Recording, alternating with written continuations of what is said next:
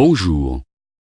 Après les fainéants, des gens qui ne sont rien, des illettrés, la presse mainstream n'hésite pas à retourner le regard sur des pompiers alcooliques.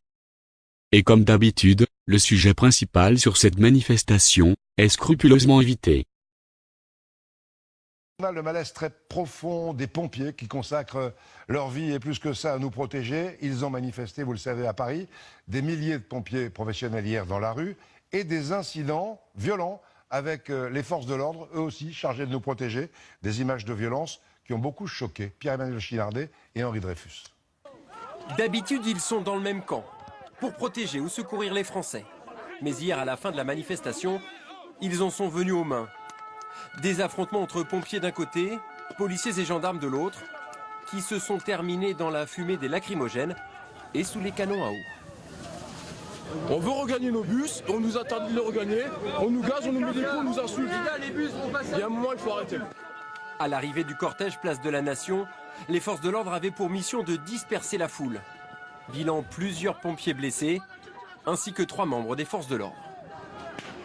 Bien entendu, ce sont des pompiers, mais dans chaque corps, j'ai envie de dire, bon, il y a peut-être des individus qui sont peut-être alcoolisés, qui ont envie d'en découdre par l'énervement, par la tension. Bon, néanmoins, c'est vrai, quand on regarde ces images, on ne comprend pas très bien la violence de ces actes. J'imagine qu'en interne, il y aura des enquêtes et que voilà, la lumière sera faite sur certains comportements.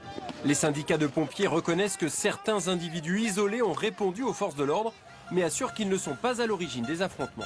C'est profondément choquant, mais il faut responsabiliser ceux qui ont pris cette décision. Ça n'est pas à l'initiative des sapeurs-pompiers, c'est à l'initiative aujourd'hui du ministère de l'Intérieur. Le ministère de l'Intérieur qui a annoncé l'interpellation de 6 pompiers manifestants pour violence ou jet de projectiles. Des images désolantes en tout cas.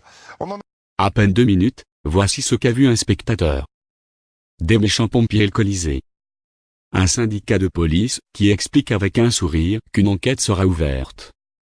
Des pompiers isolés qui ont agressé et lancé des projectiles. Et dans un extrait choisi, un pompier qui exprime sa désolation pour ne pas pouvoir regagner son véhicule. Le mensonge a atteint un degré de non-retour. Dans un futur très proche, ils n'hésiteront pas à évoquer des maladies mentales du peuple, qui ne comprend rien et qui ne sait pas comprendre les infos propagées par les médias mainstream. Le mensonge vit à travers le regard de l'autre, il veut la reconnaissance parmi la foule.